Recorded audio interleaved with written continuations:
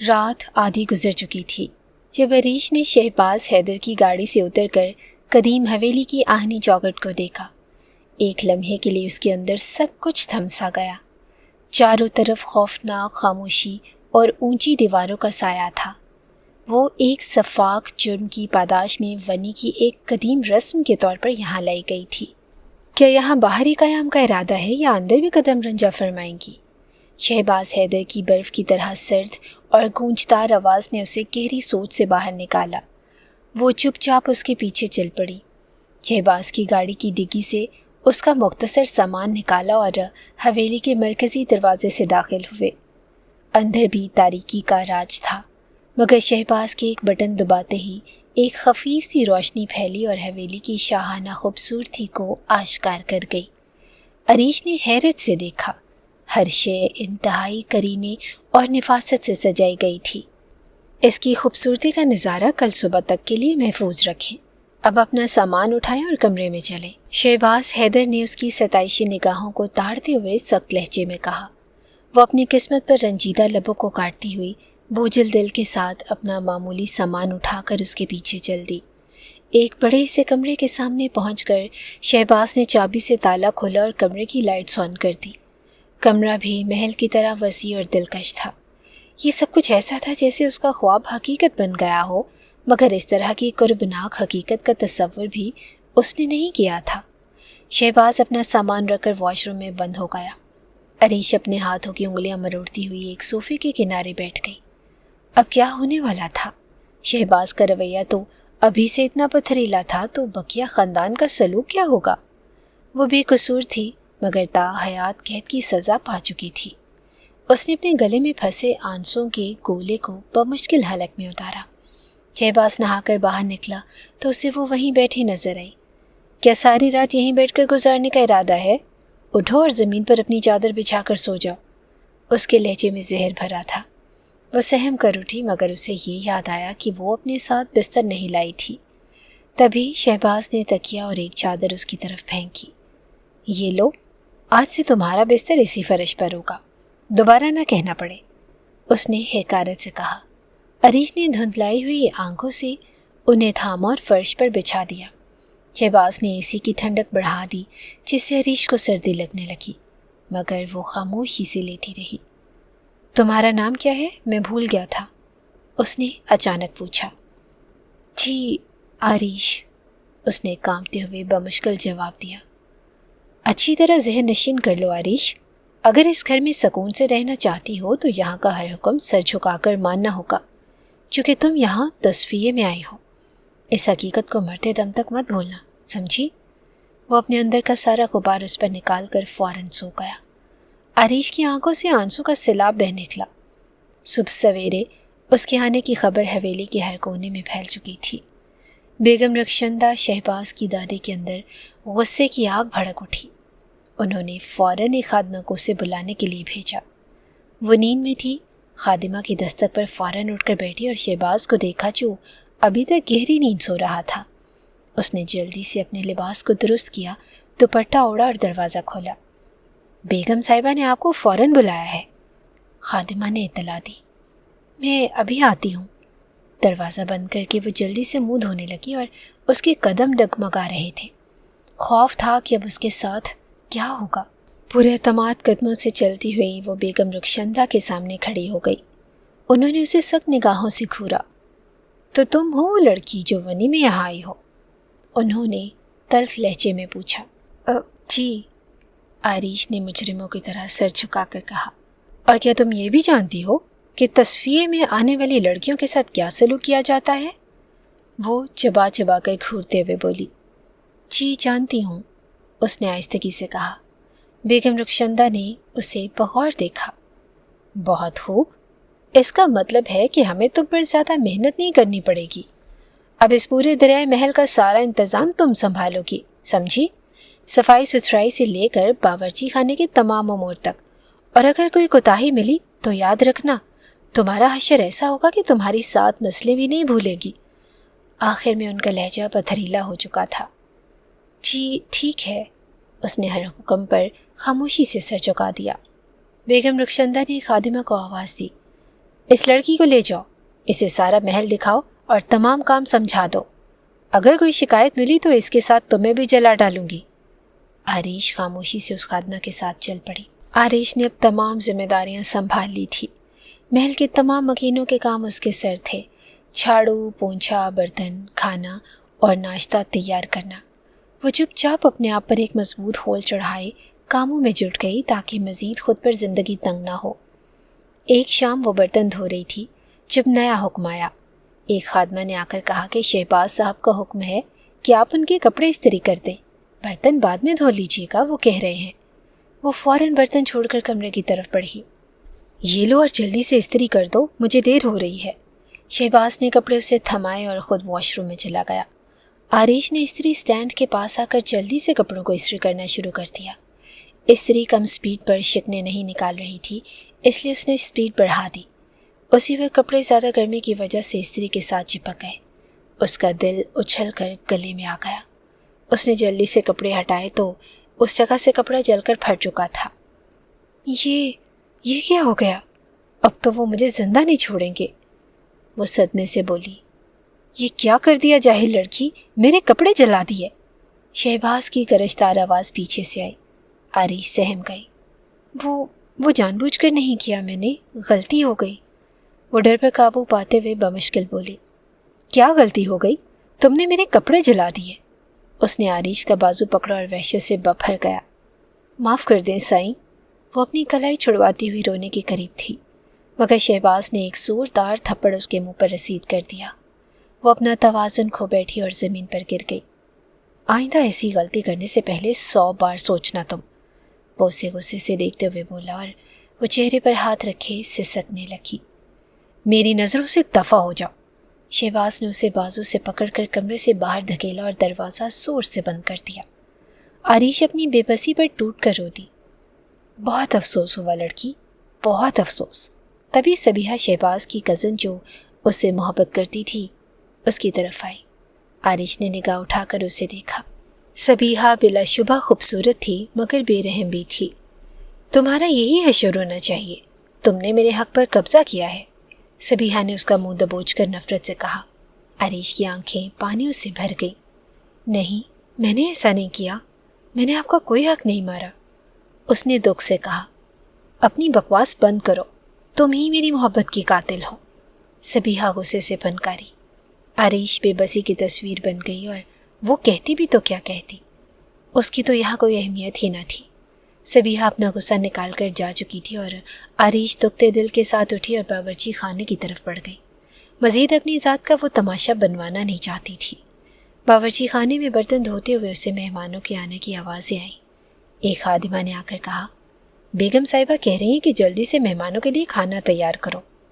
اس نے جلدی ہاتھ چلائے اور تھوڑی ہی دیر میں 4 عمدہ کھانے تیار کر لیے۔ اس کے ساتھ مدد کے لیے کوئی بھی نہ تھا اور اس نے برتن ڈائننگ ٹیبل پر لگائے اور واپس کچن آ گئی۔ یہ سب میں لے جاتی ہوں، بیگم صاحبہ نے تمہیں مہمانوں کے سامنے آنے سے منع کیا ہے، ایک خادمہ نے اسے روک دیا۔ آریش نے خاموشی سے برتن واپس رکھ دیے۔ جب کھانا دسترخوان پر پیش کیا گیا تو نمک کی ہلکی کمی رہ گئی اور مہمانوں نے ہلکا سا تبصرہ کیا، مگر شہباز کے چہرے پر غصے کی سرخی دوڑ گئی۔ جیسے ہی مہمان گئے، شہباز غصے میں کچن کی طرف بڑھا۔ آریش اسے دیکھ کر کانپ گئی۔ شہباز کے چہرے پر سختی بڑھتی جا رہی تھی اور اس نے آریش کا بازو پکڑا اور جھٹکا دیا۔ میں نے تمہیں بار بار کہا ہے کہ اگر یہاں سکون سے رہنا ہے تو ہمارے اصولوں پر چلو، مگر تم اپنی من مانی کرنے پر تلی ہو۔ تمہاری جیسی پھوہڑ لڑکی کی وجہ سے ہماری عزت خراب ہوئی ہے۔ آریش نے بے بسی کے عالم میں نگاہ اٹھائی، مگر شہباز کی آنکھوں میں وحشت تھی۔ اس نے زور سے اسے دھکا دیا جس سے وہ فرش پر گر پڑی اور اس کی کوہنیوں اور ہاتھوں پر زخم آ گئے، مگر اس نے آواز تک نہ نکالی، بس خاموشی سے درد سہتی رہی۔ شہباز کی آنکھوں میں نفرت کی چنگھاریاں تھیں۔ تمہاری اوقات یہی ہے، تم جیسی عورتیں دوسروں کو شرمندہ کرنے کے لیے ہی پیدا ہوتی ہیں، اگر یہاں رہنا ہے تو اپنی حد میں رہو۔ وہ غرایا اور آریش نے آنسوؤں کے روکنے کی ناکام کوشش کی۔ اس کے جسم پر لگے زخموں سے زیادہ گہرے زخم اس کے دل پر لگے تھے۔ وہ دن بھر گھر کے کاموں میں مشغول رہی۔ رات کو اسے ہلکا بخار محسوس ہوا، مگر کسی نے اس کی حالت پر توجہ نہ دی۔ وہ اپنے کمرے میں تھوڑی دیر آرام کرنے کے لیے لیٹ گئی تاکہ اگلی صبح دوبارہ کاموں میں جٹ سکیں۔ اسی وقت شہباز کچن سے پانی لینے آیا مگر عریش وہاں پر نہ تھی۔ اس نے پورے محل میں اسے ڈھونڈا اور جب اسے کمرے میں لیٹا دیکھا تو اس کا غصہ عروج پر پہنچ گیا۔ تمہیں یہاں آرام کرنے کا کس نے کہا؟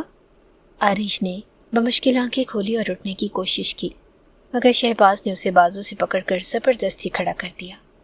کیا تمہیں یہ بات سمجھ نہیں آتی کہ یہاں ہر کام وقت پر ہونا چاہیے؟ تم جیسے لوگ صرف آرام کرنا ہی جانتے ہیں۔ اس نے کوئی جواب نہ دیا۔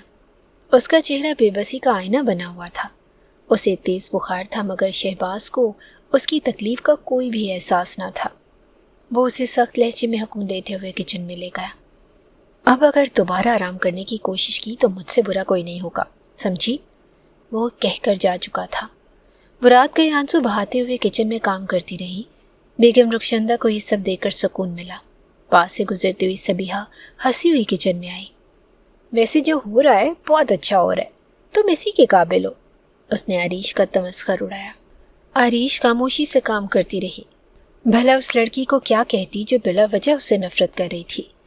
تبھی صبیحہ نے شیلف پر رکھے شیشے کے گلاس اٹھا کر فرش پر دے مارے۔ عریش سہم کر پیچھے ہوئی۔ بے وقوف لڑکی، یہ کیا کیا؟ کوئی کام ڈھنگ سے نہیں آتا تمہیں؟ صبیحہ نے خود گلاس توڑ کر اونچا اونچا بولنا شروع کر دیا۔ عریش اس کی سازش کو سمجھ گئی تھی۔ یہ کیا کر دیا؟ اندھی ہو گئی ہو تم؟ تمہارے باپ کا گھر ہے جو یہاں توڑ پھوڑ کر رہی ہو؟ بیگم رخشندہ گلاس ٹوٹنے کی آواز سن کر اس پر جھپٹ پڑی۔ عریش بے بسی سے لب کاٹ کر رہ گئی اور اب انہیں وہ کیا بتاتی؟ وہ یقین نہیں کرتی اور ضرور اس کی مزید ذلت ہو جاتی۔ اس نے خاموش رہنا ہی بہتر سمجھا۔ اب کھڑی کھڑی منہ کیا دیکھ رہی ہو؟ اٹھاؤ سب اور یہاں سے صاف کرو جگہ۔ بیگم رخشندہ نے اسے غصے سے گھورا۔ صبیحہ اسے ذلیل کروا کر چپکے سے نکل گئی تھی۔ عریش کانچ کے بکھرے ٹکڑے اٹھانے لگی اور وہ کمرے میں آ کر اپنا بستر بچھانے لگی۔ شہباز خاموشی سے اپنا فون استعمال کر رہا تھا۔ جی؟ اس نے مڑ کر پوچھا۔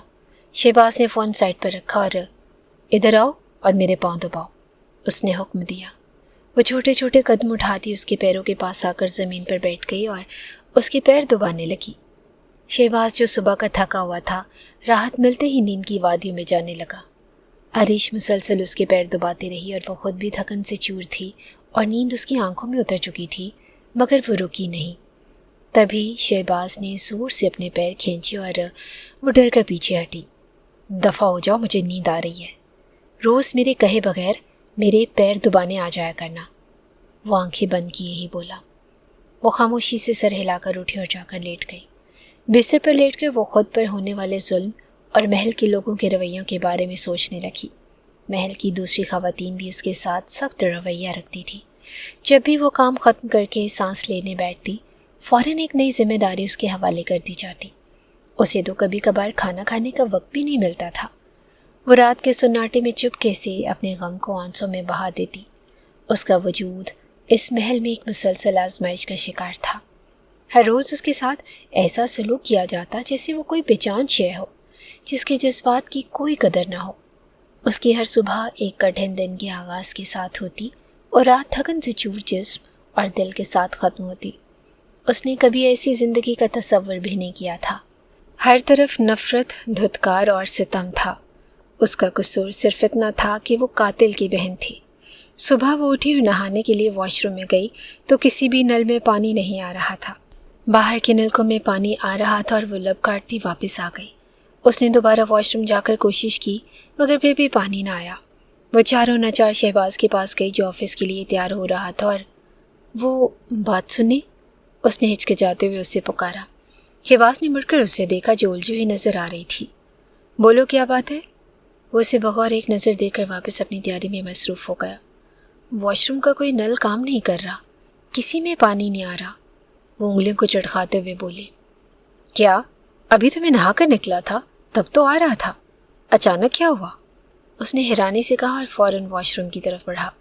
عریش بھی اس کے پیچھے واش روم میں آ گئی اور شہباز سارے نل چیک کر رہا تھا مگر کسی میں بھی پانی نہ تھا۔ تبھی شہباز نے ایک نل گھمایا اور چھن سے سارے نلوں میں پانی آ گیا اور شاور کا نل بھی کھلا تھا جس کے نیچے عریش کھڑی تھی اور وہ مکمل طور پر بھیگ گئی۔ شہباز جلدی سے نل بند کرنے کے لیے آگے بڑھا کہ اس کا پاؤں پھسلا اور وہ بھی عریش کے ساتھ مکمل طور پر بھیگ گیا۔ پاگل لڑکی، تم نے مین نل بند کر دیا تھا، اس کی وجہ سے کسی نل میں پانی نہیں آتا۔ بے وقوف لڑکی، میرے بھی سارے کپڑے خراب کر دیے۔ آفس جا رہا تھا میں اور وہ اپنی ساری غلطی اس پر ڈالتا ہوا تڑخ کر بولا۔ عریش بے بسی سے اپنے بھیگے ہوئے کپڑوں کو دیکھنے لگی جو مکمل طور پر بھیگ کر اس کے جسم سے چپک چکے تھے۔ تبھی شہباز کی نگاہیں اس کے بھیگے ہوئے لباس پر پڑی تو وہ فوراً سے پیچھے اٹھا۔ عریش شرم کے مارے نگاہیں جھکا گئی۔ شہباز نے بہت غور سے اس کی جھکی پلکوں کو دیکھا۔ چہرے پر حیا کی سرخی چھائی ہوئی تھی۔ باہر جاؤ، اب مجھے کپڑے بدلنے دو، سارے کپڑے خراب کر دیے میرے۔ وہ اس کو نظر انداز کرتا ہوا اپنی بھیگی شرٹ اتارنے لگا اور عریش فوراً واش روم سے نکل کر کمرے میں آ گئی اور جلدی سے ڈریسنگ روم میں جا کر گیلے کپڑے اتار کر سوکھے پہننے لگی۔ شہباز بھی باہر آ چکا تھا اور ڈریسنگ سے اپنا برش اٹھا کر بالوں میں پھیرنے لگا۔ دھیان سے کام کیا کرو، ہر دفعہ تم پر رحم نہیں کھایا جائے گا۔ وہ آئینے میں اس کے عکس کو دیکھتا ہوا سرد لہجے میں بولا۔ جی آئندہ سے دھیان رکھوں گی، وہ آہستگی سے کہہ کر کمرے سے نکل گئی۔ تم نے اس لڑکی پر جھوٹا الزام لگا کر اسے کیوں ذلیل کروایا؟ سبیحہ فون میں مگن تھی جب روشنی سبیحہ کی بہن نے آ کر اسے سخت لہجے میں کہا۔ کون سا الزام؟ وہ حیرت سے بولی، پھر کچھ یاد آنے پر طنزیہ انداز میں ہنسی۔ آگے آگے دیکھو میں کرتی کیا ہوں، اس نے میری جگہ لی ہے نا، میں اس کی زندگی اجیرن نہ کر دوں تو میرا نام بھی سبیحہ نہیں، وہ سفاکیت سے بولی۔ روشنی اپنی بہن کو افسوس سے دیکھ کر رہ گئی۔ کیوں تم بلا وجہ اسے بیٹ لے رہی ہو؟ وہ کون سا اپنی مرضی سے آئی ہے، بیچاری ونی میں آئی ہے، روشنی نے افسوس سے کہا۔ جو بھی ہے مگر میں اسے معاف نہیں کر سکتی، اس نے مجھ سے میری محبت چھینی ہے، میں اس کا وجود مٹا دوں گی، وہ جنونی انداز میں بولی۔ بس کر دو سبیحہ، اس معصوم پر پہلے ہی کم ظلم ہوتا ہے جو تم بھی حصے دار بن رہی ہو۔ روشنی نے اس کا ضمیر جگانا چاہا مگر وہ اور بپھر گئی۔ تم نے محبت کی ہوتی نا تو پھر پوچھتی کیسا لگتا ہے اپنی جگہ کسی اور کو دیکھ کر، سبیحہ جذبات کی رو میں بہہ کر بولی۔ اگر مجھے محبت ہوتی نا سبیحہ تو میں کبھی مر کر بھی تمہاری طرح نہ کرتی، کیونکہ جو تم کر رہی ہو نا اور جو آگے کرنا چاہتی ہو وہ سراسر ظلم اور زیادتی ہے۔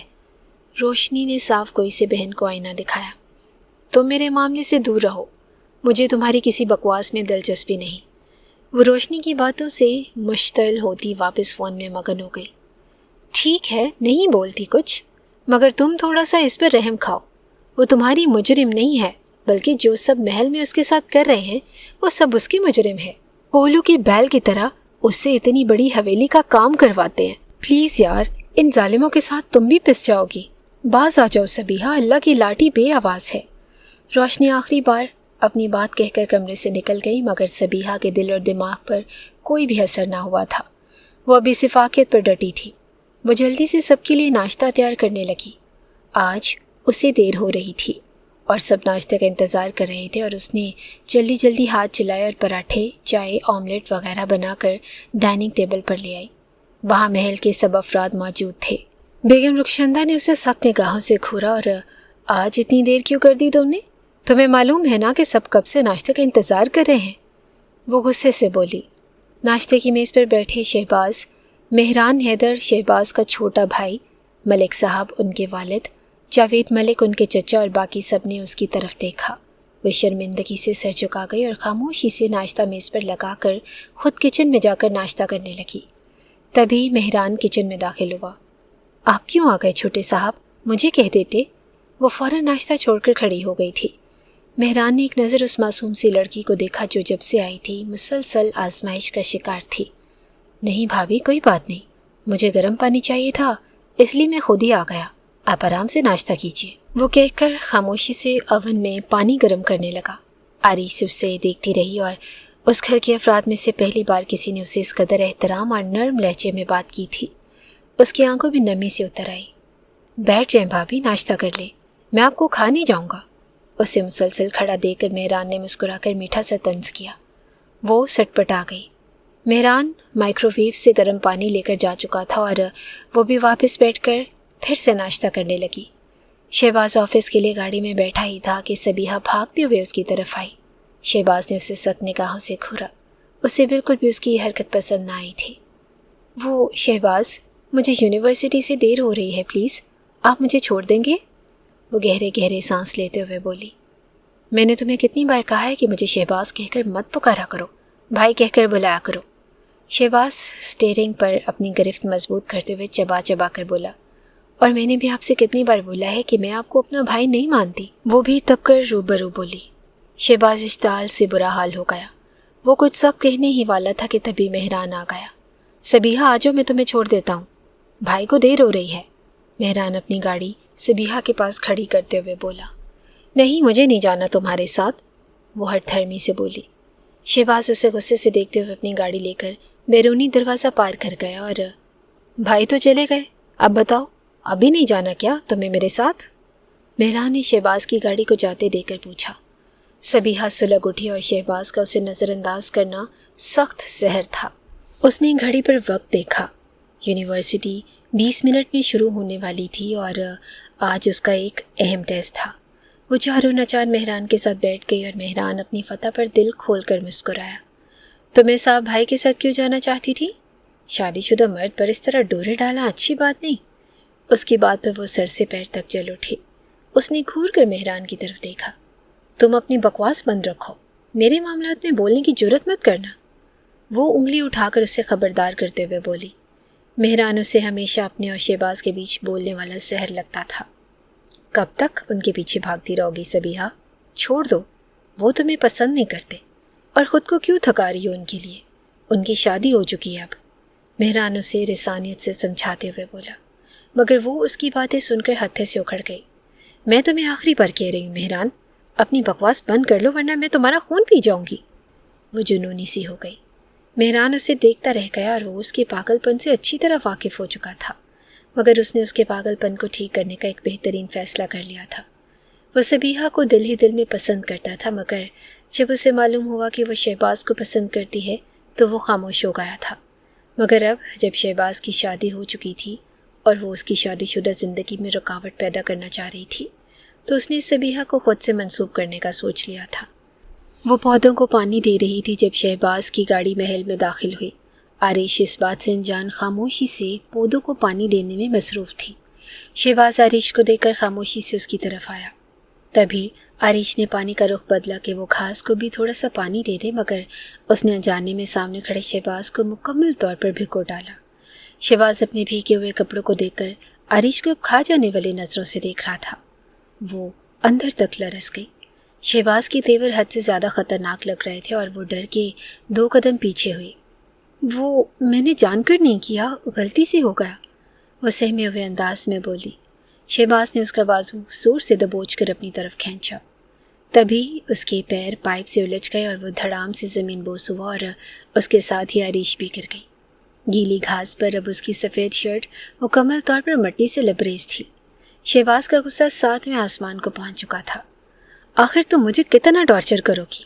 صبح بھی میرے کپڑے خراب کر دی اور اب بھی مجھے مٹی سے گندا کر دیا، کتنا ٹارچر کرنا ہے مجھے اب؟ وہ غصے سے دہاڑا۔ عریش ڈر کے اس کے اوپر سے اٹھنے لگی کہ پھر پھسل کر اس کے اوپر گر گئی۔ یہ منظر صبیحہ نے اپنے کمرے کی کھڑکی سے غصے میں دیکھا تھا۔ اب اٹھو میرے اوپر سے، یا یہاں ہی بستر لگانا ہے تم نے؟ وہ پھنکارا۔ وہ گھبرا کر اس کے اوپر سے زمین کے سہارے اٹھی اور فوراً اندر کی طرف چلی گئی۔ پیچھے شہباز اس کو صلواتے سناتا ہوا اٹھ کھڑا ہوا اور محل کے ملازمین نے چھپ کر یہ نظارہ دیکھا اور پھر اس صورتحال پر ہنس پڑے۔ اندر آ کر اس نے جلدی سے شاور لیا اور پھر ڈرائر سے اپنے بالوں کو خشک کرنے لگی۔ شہباز نے بھی اندر آ کر واش روم کا رخ کیا اور آدھے گھنٹے کے بعد باہر نکلا۔ تب تک وہ بھی اپنا حلیہ درست کر چکی تھی۔ شہباز تولیہ لپیٹ کر باہر آیا اور عریش اسے دیکھ کر سرخ ہو گئی اور کمرے سے باہر جانے لگی۔ رکو، میرے کپڑے نکال کر جاؤ، تمہاری وجہ سے خراب ہوئے ہیں۔ وہ اسے یاد دلاتا نہ بھولا تھا۔ عریش نے خاموشی سے سر جھکائے اس کے کپڑے نکالے اور کمرے سے جانے لگی کہ پھر شہباز کی آواز آئی، اندھی ہو کیا؟ دیکھ کر کپڑے نہیں نکال سکتی؟ اس شرٹ کا بٹن ٹوٹا ہوا ہے۔ اس نے شرٹ پہنتے ہوئے ٹوٹا بٹن اس کی طرف کیا۔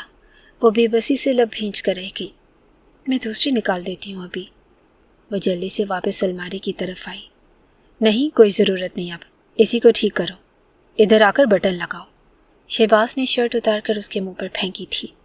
ذلت کے مارے اس کا چہرہ سرخ پڑ گیا اور وہ آنسو پیتی شرٹ کا بٹن لگانے لگی۔ تبھی بے دھیانی میں سوئی اس کی انگلی میں چبھ گئی اور कोई काम तुम्हें ढंग से नहीं आता। वो उसे घूर कर बोलता अपनी शर्ट उसके हाथ से खींच चुका था। जाओ, मैं खुद ही लगा लूँगा बटन। कोई काम भी ढंग से नहीं आता तुम्हें। वो उसको कड़वी कुसीली सुनाता खुद अपना बटन लगा रहा था। अरीश ने धुंधलाई हुई आंखों से उस दुश्मन-ए-जां को देखा और खामोशी से कमरे से निकल गई। सभी लोग बेगम रुखशंदा के कमरे में मौजूद थे। मेहरान ने बेगम रुखशंदा से अपने और सबीहा के रिश्ते की बात की थी और जिस पर उन्होंने रजामंदी जाहिर करते सबको इसी बात के लिए अपने कमरे में बुलाया था। मैंने एक अहम फैसला करने के लिए तुम सबको बुलाया है। मुझे उम्मीद है कि तुम सब इस फैसले पर सर झुकाओगे। बेगम रुखशंदा की इस बात पर सब ने उनकी तरफ देखा। जी जी अम्मा जी, आप जो भी फैसला करेंगी वो हमारे हक में बेहतर होगा, मलिक साहब शहबाज के वालिद ने ताबेदारी से कहा। हाँ, तो इसलिए मैंने ये फैसला किया है कि मेहरान और सबीहा की बात तय कर दी जाए, वो दो टोक अंदाज में बोली। सभी ने हैरत से उनकी तरफ देखा सिवाय मेहरान के। मगर अम्मा जी, आप जानती हैं कि सबीहा मेहरान से 2 साल बड़ी है, तो फिर किस तरह ये रिश्ता तय पाएगा। मेहरान की माँ बेगम नुसरत ने मुदाखलत की तो बेगम रुखशंदा ने उन्हें घूरी से नवाजा और वो सर झुका गई। अम्मा जी, हमें आपका फैसला मंजूर है, आप जैसा चाहेंगी वैसा ही होगा। मलिक साहब ने ताबेदारी से बेगम रुखशंदा के हुक्म के आगे सर झुका दिया। जी अम्मा जी, मुझे भी आपके इस फैसले पर कोई एतराज़ नहीं। जावेद साहब मेहरान के चचा ने भी इस रिश्ते को कबूलियत की सन्नत दे दी। उनकी बात पर बाकी सब भी मुत्तफिक हो गए। शहबाज को भी यही बेहतर लगा, उसने भी सबकी हाँ में हाँ मिला दी। सबीहा की हठधर्मी वो पहले ही देख चुका था और ठीक है, फिर शादी की तैयारी करो और 1 माह में इन दोनों के सादगी से निकाह कर देंगे। बेगम रुखशंदा ने दूसरा हुक्म सादिर किया। मलिक साहब और जावेद मलिक ने खामोशी से सर झुका दिया और दोनों ख़ानदानों में एक मजबूत रिश्ता जुड़ने जा रहा था। आप सब अब अपने अपने कमरे में जा सकते हैं। बेगम रुखशंदा ने अपनी बात मुकम्मल करके उन सबको जाने की इजाज़त दे दी तो आहिस्ता आहिस्ता उनका कमरा खाली हो गया। वो और मेहरान रह गए। शुक्रिया दादी, आप बहुत अच्छी हैं। मेहरान बेगम रुखशंदा का हाथ चूमते हुए मोहब्बत से बोला तो वो भी होले से मुस्कुरा दी। मेहरान उनका लाडला पोता था और फिर वो कैसे उसकी बात को टाल सकती थी। और फिर जब ये रिश्ते की खबर सबीहा तक पहुंची, वो पागल सी हो गई। कमरे की सारी चीज़ें उठा उठा कर फेंक रही थी। वो कैसे मेरी ज़िंदगी का इतना बड़ा फैसला कर सकती हैं, वो भी मुझसे पूछे बगैर। किसने हक दिया उनको। वो पागलों की तरह खुद को नोच रही थी। रोशनी ने तासुब से अपनी बहन को देखा। तो फिर किससे शादी करना चाहती हो? शहबाज भाई से, जिनकी पहले ही शादी हो चुकी है। रोशनी गुस्से से बोली। सबीहा उस वक्त उसे सख्त जहर लग रही थी जो इतने अच्छे रिश्ते को ठुकरा रही थी। हाँ हाँ, मैं उनसे ही शादी करना चाहती हूँ। मैं शहबाज के अलावा किसी से शादी नहीं करूँगी, वो चीखते हुए बोली। तभी बेगम नौरीन सबीहा की वालदा कमरे में दाखिल हुई। ये क्या कमरे का हशर बना के रखा है सबीहा, तुम पागल हो गई हो, दिमाग ख़राब हो गया तुम्हारा। नौरीन बेगम सबीहा को इस तरह से चीज़ें फेंकते देखकर तड़क कर बोली। उन्हें बेटी की हदधर्मी एक आंख न भाती थी। अम्मी, आपने ये सब कैसे होने दिया? आप जानती है ना कि मैं शहबाज से कितनी मोहब्बत करती हूँ, फिर आपने कैसे मेहरान का रिश्ता कबूल कर लिया? वो उनके गुस्से को नज़रअंदाज करते हुए बोली। नौरीन बेगम ने सख्त नज़रों से उसकी तरफ देखा। तुम पागल हो क्या सबीहा? उसकी शादी हो चुकी है, अभी भी उसके पीछे पड़ी हो क्या? छोड़ दो जान उसकी। और ये जो रिश्ता तय हुआ है ना, खामोशी से शादी कर लो, वरना मुझसे बुरा कोई नहीं होगा। जलील ना करना मुझे और अपने बाप को सबके सामने। वो सबीहा को झंझोड़ कर बोली, जो अपने साथ उन्हें भी परेशान करने पर तुली थी। नहीं अम्मी नहीं, मैं किसी हाल में ये शादी नहीं करूँगी। देख लेना, शादी वाले दिन मैं भाग जाऊँगी घर से। मैं शहबाज के अलावा किसी से शादी नहीं करूँगी, सुना आप लोगों ने?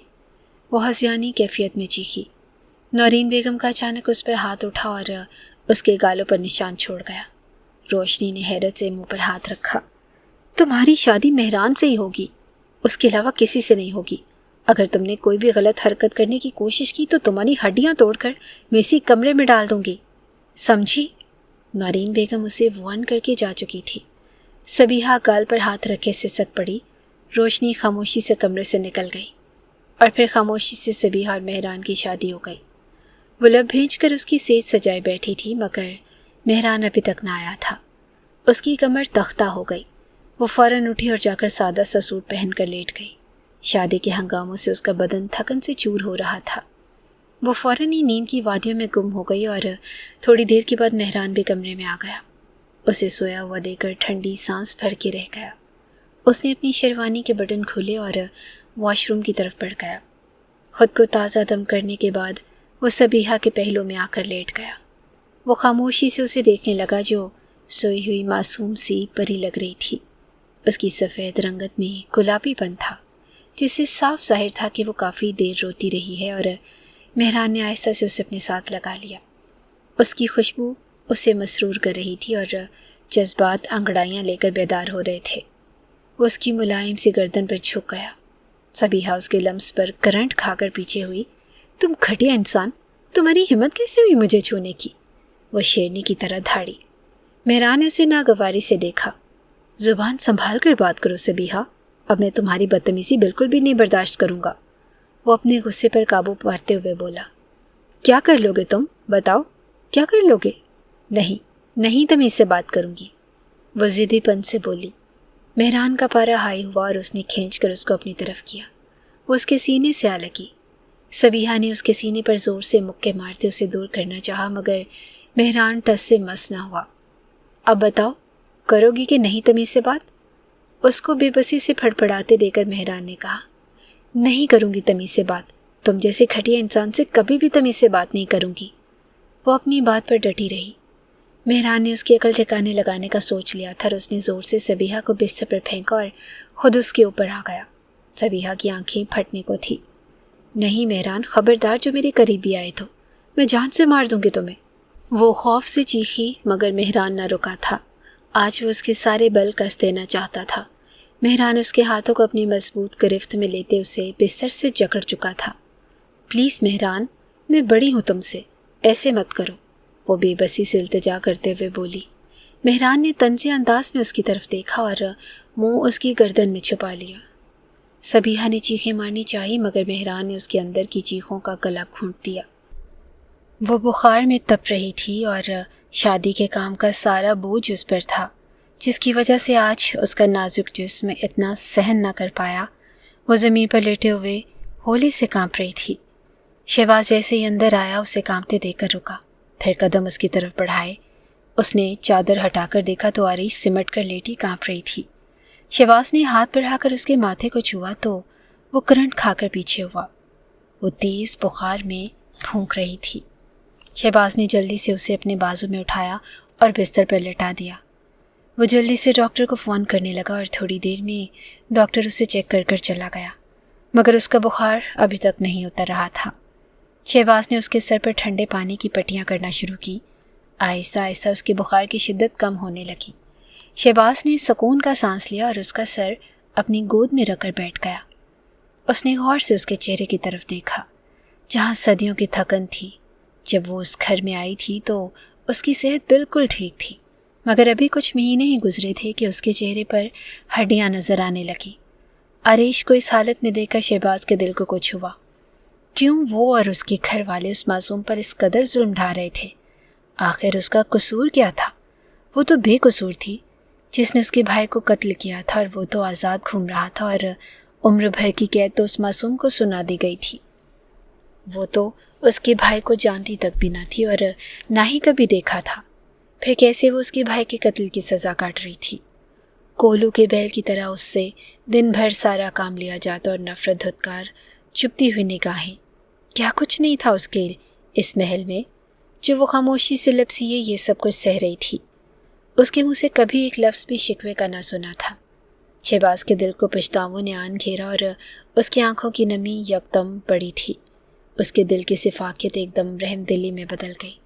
اس نے بے اختیار اس کے گرم پیشانی پر اپنے لب رکھ دیے۔ دل میں جیسے ایک عرصے بعد سکون اترا تھا۔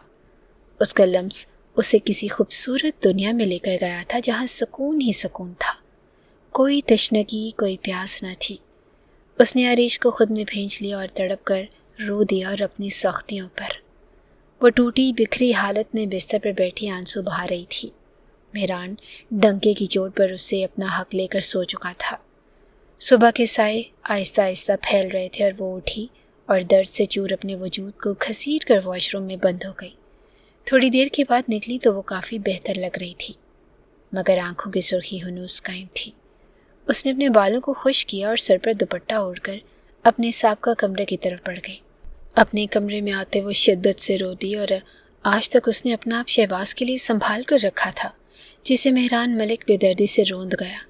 اس نے محبت جو کھوئی سو کھوئی تھی، اپنی ذات کا غرور بھی گوا دیا۔ اس کا دل چاہ رہا تھا کہ وہ مہران کے ٹکڑے ٹکڑے کر دے، جس نے اس کی یہ حالت کر دی تھی۔ تم یہاں کیا کر رہی ہو؟ تبھی روشنی اسے اپنے کمرے میں دیکھ کر حیران ہوئی۔ میرا کمرہ ہے، میں جب چاہے آ سکتی ہوں، وہ روندی ہوئی آواز میں بولی۔ روشنی نے گہری سانس لی اور اس کے ساتھ ہی آ کر بیٹھ گئی۔ کیوں کر رہی ہو ایسے؟ قبول کیوں نہیں کر لیتی اس رشتے کو؟ مہران بہت اچھا انسان ہے اور خوش رکھے گا تمہیں، وہ نرم لہجے میں سبیحہ کو سمجھاتے ہوئے بولی، مگر شاید وہ سمجھنا ہی نہیں چاہتی تھی۔ اچھا انسان نہیں ہے وہ، اس نے کل رات میرے ساتھ، کہتے ہوئے وہ لب کاٹ کر رہ گئی۔ جو بھی کیا ہے ٹھیک کیا ہے، تم اس کی بیوی ہو سبیحہ، اور اس کا حق ہے تم پر۔ تم جس طرح سے اس کے ساتھ بدتمیزی کرتی ہو، اس کی جگہ کوئی اور ہوتا تو کبھی بھی برداشت نہ کرتا۔ روشنی نے اس کو آئینہ دکھایا تھا۔ وہ دکھی ہوتے اپنا رخ مڑ گئی اور اس کو مہران کی طرفداری ذرا بھی پسند نہ آئی تھی۔ پلیز سبیحہ، اپنی زندگی کو اور مشکل مت بناؤ، قبول کر لو اس رشتے کو۔ اگر تم اس کے ساتھ ٹھیک رہو گی تو وہ بھی تمہارے ساتھ ٹھیک رہے گا۔ پلیز اپنے لیے اور مشکلیں پیدا مت کرو۔ ہم محل کی لڑکیاں ہیں اور یہاں پر طلاقیں نہیں ہوتی، سیدھا زندہ دفن کرنا پسند کرتے ہیں۔ تم کیوں اس طرح سے کر کے امی ابو کی عزت کو خاک میں ملانا چاہتی ہو؟ تمہارا اس طرح کا رویہ اور حال دے کر ملازم کیا سوچیں گے؟ روشنی اسے گلے سے لگائے نرمی سے بولتی جا رہی تھی۔ اب کی بار سبیحہ کے دل پر اس کی باتیں اثر انداز ہوئیں۔ سبیحہ کی آنکھیں پانیوں سے بھر گئی۔ چلو شاباش، اب اپنے کمرے میں جاؤ اور مہران کے ساتھ ہی نیچے ناشتے کی میز پر آنا۔ روشنی کی بات سن کر وہ خاموشی سے اپنے کمرے کی طرف بڑھ گئی اور روشنی اس کی بات مان لینے پر شکر ادا کیا۔ آپ کو بیگم صاحبہ کہہ رہی ہیں کہ کنویں سے پانی جا کر لے آئیں۔ وہ کچن میں کھڑی برتن دھو رہی تھی جب خادمہ نے آ کر اس کو پیغام دیا۔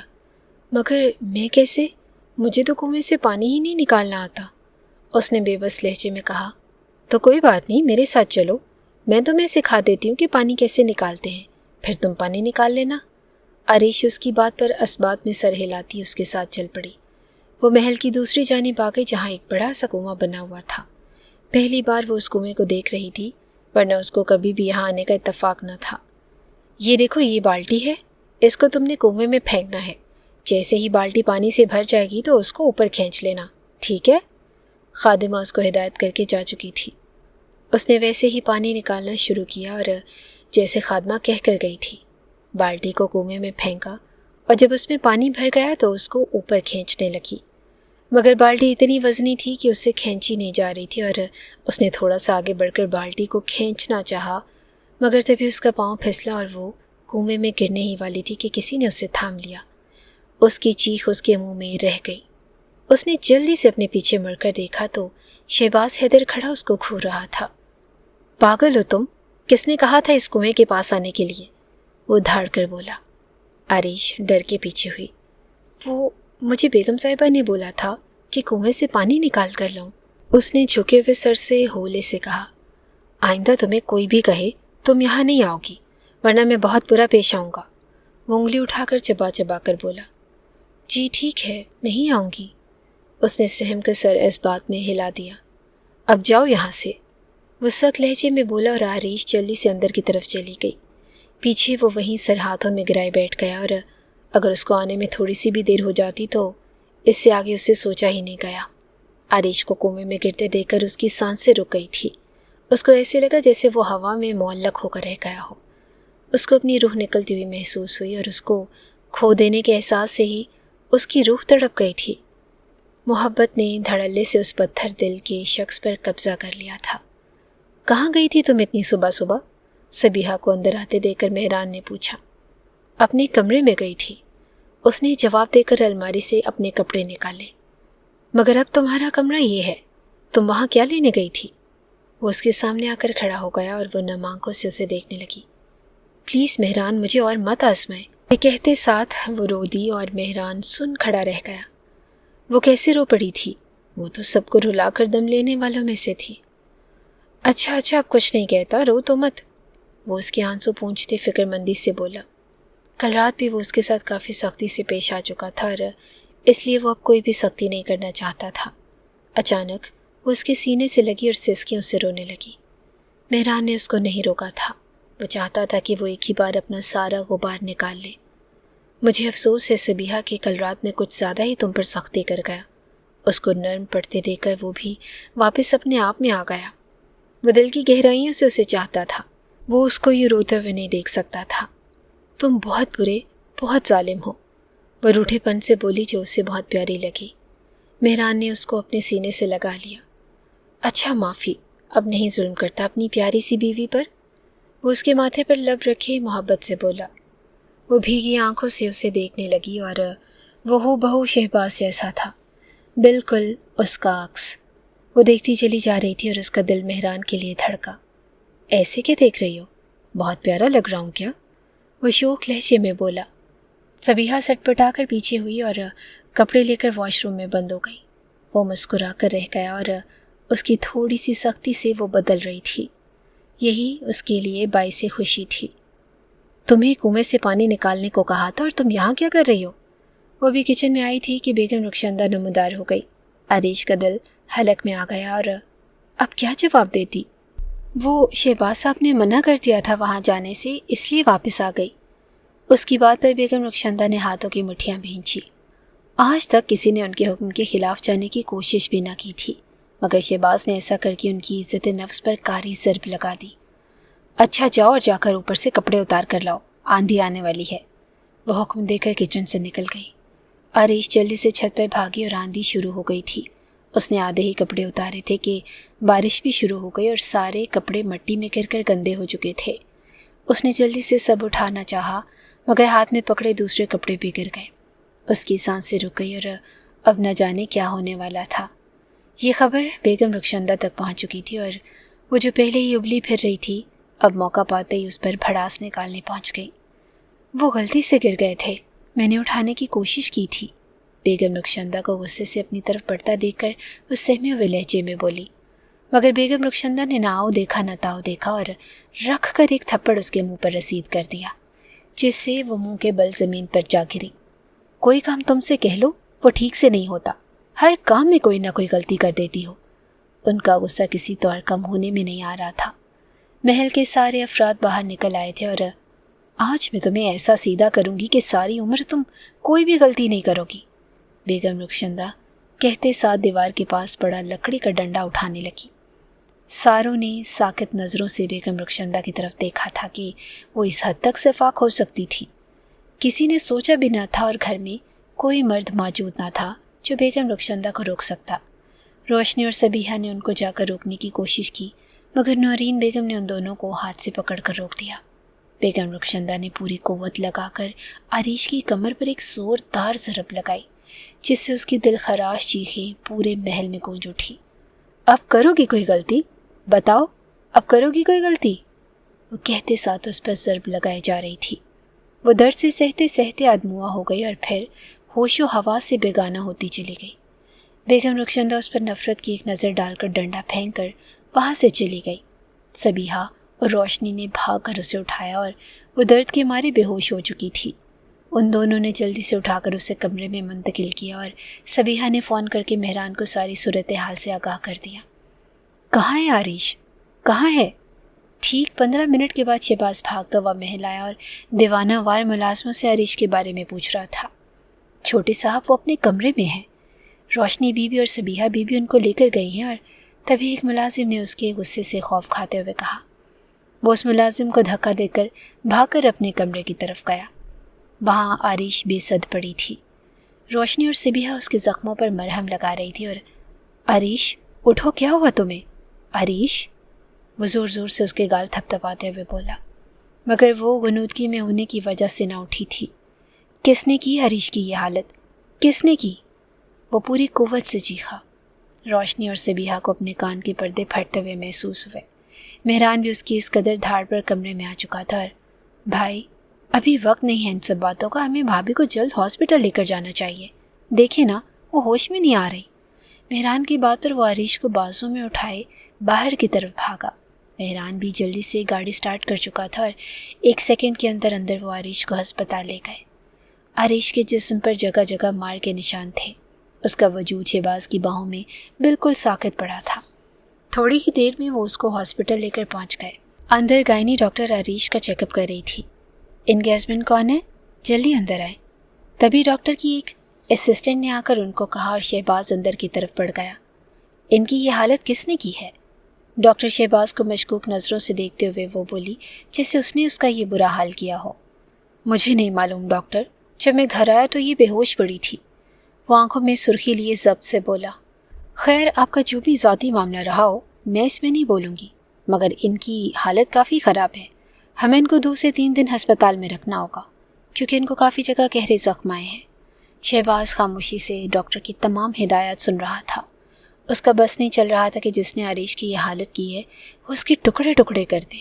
کس قدر بے رحمی سے اس کی نازک جسم پر ظلم ڈھایا گیا تھا۔ اس نے آج تک خود کبھی اس طرح اسے نہیں مارا تھا، تو اور کوئی کون ہوتا اس پر اس طرح شفقت دکھانے والا۔ 3 دن کے بعد وہ عریش کو ہسپتال سے واپس محل لے کر آیا۔ سب لاؤنج میں بے چینی سے ان دونوں کا ہی انتظار کر رہے تھے۔ شہباز کی گرفت عریش کے ہاتھ پر مضبوط تھی۔ رک جاؤ وہیں، بیگم رخشندہ کی روبدار آواز گونجی۔ شہباز کے قدم وہیں تھم گئے۔ کس کی اجازت سے تم اس لڑکی کے ساتھ 3 دن ہسپتال میں رہے؟ وہ جلال سے بولی۔ شہباز کی رگیں غصے سے ابھری۔ یہ میری بیوی ہے، اس کے ساتھ کہیں بھی رہنے سے مجھے کسی کی بھی اجازت درکار نہیں۔ وہ آج سارے لحاظ بالائے طاق رکھتا ہوا بولا۔ بیگم رخشندہ غصے سے اٹھی۔ مت بھولو کہ یہ ونی میں آئی ہوئی ایک معمولی سی لڑکی ہے، اس کے لیے تم اپنے بڑوں کے حکم سے انکار کرو گے؟ وہ چنگھاری۔ ہاں، میں آپ کے اور سب کے حکم سے انکار کروں گا کیونکہ یہ میری بیوی ہے، میں کسی کو اس کے ساتھ ظلم کرنے نہیں دوں گا۔ اب وہ آج عریش کی ڈھال بنا تھا۔ عریش کی آنکھوں میں مرچیں لگنے لگی۔ بس یہ تمہاری بیوی نہیں، ونی ہے جس کی کوئی عزت اور کوئی قدر نہیں۔ وہ عریش کو نفرت سے دیکھ کر بولی۔ میں آج سب کے سامنے شہباز حیدر عریش کو ونی کے اس رشتے سے آزاد کرتا ہوں۔ یہ آج سے اور ابھی سے اس محل کے بڑے بیٹے کی بیوی ہے جو پوری عزت اور احترام کی حقدار ہے۔ شہباز کے الفاظ سب کو ساکت کر گئے۔ بیگم رخشندہ جلال میں آگے بڑھی اور کھینچ کر شہباز کے منہ پر ایک تھپڑ رسید کر دیا۔ ساروں نے پھٹی پھٹی نگاہوں سے یہ منظر دیکھا۔ پہلی بار بیگم رخشندہ نے اس طرح شہباز پر ہاتھ اٹھایا تھا۔ تم ہماری روایتوں کو توڑو گے؟ تم اس ونی میں آئی ہوئی لڑکی کی خاطر ہمارے حکم سے انکار کرو گے؟ تمہاری اتنی جرت؟ وہ زہریلے لہجے میں بولی۔ محل کے ہر طرف سناٹا چھا گیا اور شہباز ضبط کی انتہا پر تھا۔ ہاں، کیونکہ یہ میری بیوی ہے، میں محبت کرنے لگا ہوں اس سے۔ یہ ونی نہیں ہے اب، اور میں اس کو ونی کی رسم سے آزاد کر چکا ہوں۔ شہباز حلق کے بل چیخا۔ اس کے منہ سے نکلنے والے محبت کے اظہار پر سب حیرت زدہ رہ گئے تھے کہ شہباز کو بھی کسی سے محبت ہو سکتی تھی۔ تم ایک ونی سے کیسے محبت کر سکتے ہو؟ کیسے؟ نکل جاؤ اس محل سے۔ اس محل میں تمہاری کوئی جگہ نہیں اور تمہاری یہی سزا ہے کہ تم اس محل سے ہمیشہ ہمیشہ کے لیے نکل جاؤ۔ تمہیں کس نے حق دیا کہ ایک ونی سے محبت کرو؟ بیگم رخشندہ کا غصہ 7ویں آسمان کو پہنچ چکا تھا۔ سب سانس روکے یہ منظر دیکھ رہے تھے۔ ٹھیک ہے، میں ہمیشہ ہمیشہ کے لیے یہ محل چھوڑ کے جا رہا ہوں کیونکہ میں اپنی محبت سے دستبردار نہیں ہو سکتا، اور نہ ہی میں اب اپنی محبت کی یہاں مزید رہ کے تذلیل کروا سکتا ہوں۔ اس لیے میں آپ لوگوں سے اور اس محل سے ہر رشتہ ہمیشہ ہمیشہ کے لیے توڑ کر جا رہا ہوں۔ اس نے کہتے ساتھ عریش کا ہاتھ پکڑ کر قدم بیرونی دروازے کی طرف بڑھا دیے۔ اس کے اس فیصلے سے بیگم نصرت تڑپ کر آ گئیں۔ یہ آپ کیا کر رہی ہیں؟ پلیز روک لیں اسے، وہ کہاں جائے گا؟ ایسے مت کریں میرے بچے کے ساتھ۔ بیگم نصرت شہباز کو محل سے جاتا دیکھ کر کرلائیں، مگر بیگم رخشندہ نے ان کی التجاؤں کو رد کر دیا تھا۔ روشنی، صبیحہ اور مہران کی آنکھوں میں آنسو آ گئے ان دونوں کو جاتا دیکھ کر، اور باقی سب خاموش تماشائی بنے تھے۔ ملک صاحب اور جاوید ملک ایک لفظ بھی ماں کے سامنے نہ بول پائے۔ مہران نے دکھ سے اپنی صفاق دادی کو دیکھا جن سے اس نے بے پناہ محبت کی تھی، مگر آج ان کی صفاقی پر اس کا دل رو دیا۔ دونوں کے بیچ گہری خاموشی تھی۔ شہباز چپ چاپ ڈرائیونگ کر رہا تھا اور وہ بے بسی سے لب کاٹے جا رہی تھی۔ یہ کیا ہو گیا تھا اس کی وجہ سے، اور کاش وہ بول پاتی کہ وہ ونی کی رسم سے آزادی نہیں چاہتی، وہ ظلم کی عادی ہو گئی ہے، اور کاش کہ وہ بول پاتی، کم از کم شہباز یوں اپنوں سے دور تو نہ ہوتا۔ وہ ہر معاملے میں خود کو قصوروار سمجھ رہی تھی۔ بات سنیں، اس نے ہمت کر کے اس سے بات کرنے کا سوچا۔ وہ نہیں چاہتی تھی کہ اس کی طرح وہ بھی اپنوں سے دور ہو جائے۔ مسلسل آزمائش ہی اس کا مقدر ٹھہرے اور ہاں بولو نرم لہجے میں جواب ملا تھا۔ اس کی ہمت بندھی اور اس نے خشک ہونٹوں پر زبان پھیری۔ آپ پلیز مجھے چھوڑ دیں، یوں میری خاطر اپنوں سے دور مت ہو۔ اس نے اذیت سے آنکھیں بند کرتے بات مکمل کی اور دل اندر سے تڑپا تھا۔ کیا تمہارا دماغ تو ٹھیک ہے؟ شہباز نے اچانک بریک لگائی۔ آریش ڈر سی گئی۔ جی ٹھیک ہے، وہ ہکلاتے ہوئے بولی اور شہباز نے اس کو گھوری سے نوازا۔ آریش مجھ سے الگ ہونے کا کبھی سوچنا بے بد، میں سب کچھ چھوڑ سکتا ہوں تمہارے لیے، وہ آریش کا ہاتھ تھامے محبت سے چور لہجے میں بولا۔ آریش کی نگاہیں جھک گئی اور دل کے ویران خانوں میں محبت کی کومپل پھوٹی تھی۔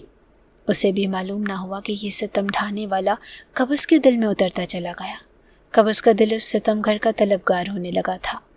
میں بھی آپ کو چھوڑ کر نہیں جانا چاہتی شہباز، مگر شاید میرے نصیب بہت برے ہیں، ان میں کوئی بھی خوشی نہیں لکھی گئی۔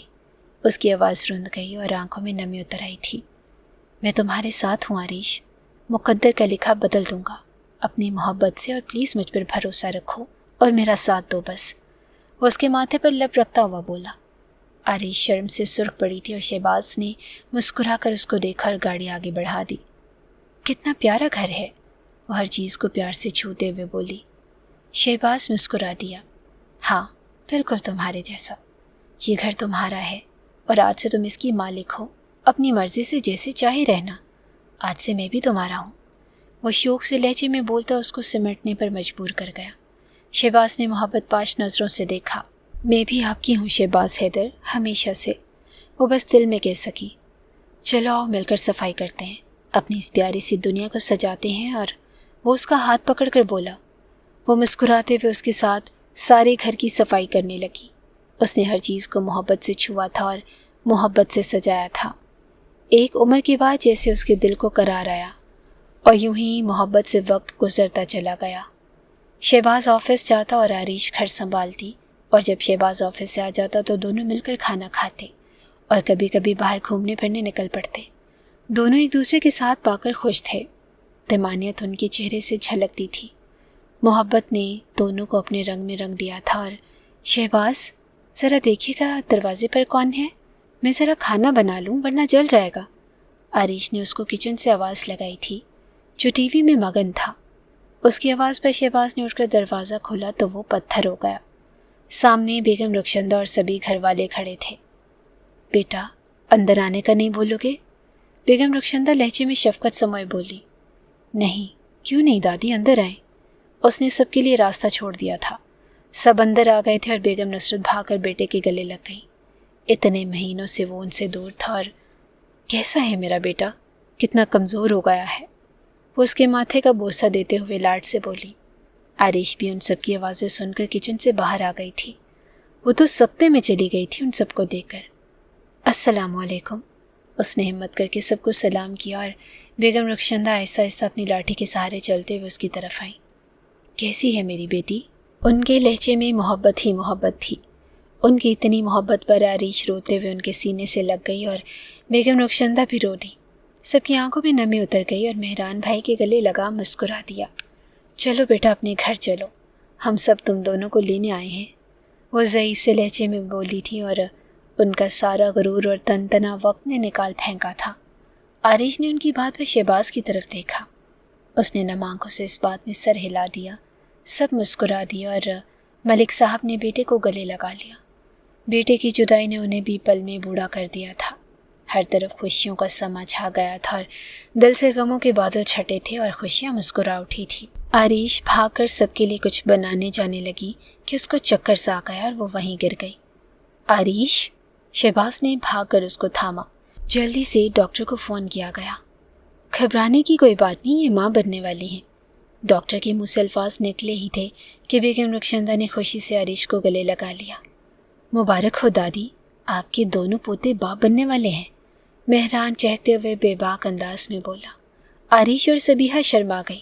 باقی سب کہا مار کر ہنس دیے اور شہباز بھی آریش کو شرماتے ہوئے دیکھ کر ہنستا چلا گیا۔